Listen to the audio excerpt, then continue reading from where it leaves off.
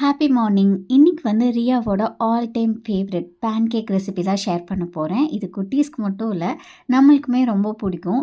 பாப்பு குட்டிக்கு இது கொடுத்தா எக்ஸ்ட்ராவாக ஒன்று சாப்பிடுவாங்க.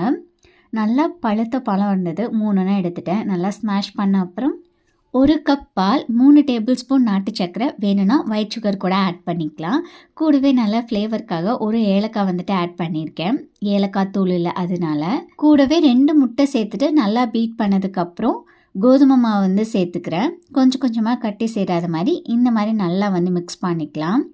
தவா ஹீட் ஆனதுக்கப்புறம் கொஞ்சமாக நெய் விட்டுட்டு நம்ம மிக்ஸ் பண்ணி வச்சுருக்கக்கூடிய பேட்டர் ஆட் பண்ணிக்கிறேன். பாப்புக்குட்டிக்கு கொஞ்சம் மொந்தமாக இருந்தால் தான் பிடிக்கும், லேசாக ஊற்றினா அவங்களுக்கு பிடிக்காது. ஸோ அந்த மாதிரியே ஊற்றிட்டு 2 சைடுமே லைட்டாக நெய் தடவிட்டேன். மேலே ஹனி ஆட் பண்ணியிருக்கேன். இது ஆப்ஷனல் தான். பாப்புக்குட்டிக்கு இதுக்கு மேலே ஃப்ரூட்ஸ் வச்சு கொடுத்தா கூட பிடிக்கும். சம்டைம்ஸ் அந்த டாப்பிங்குமே ஆட் பண்ணிக்குவேன்.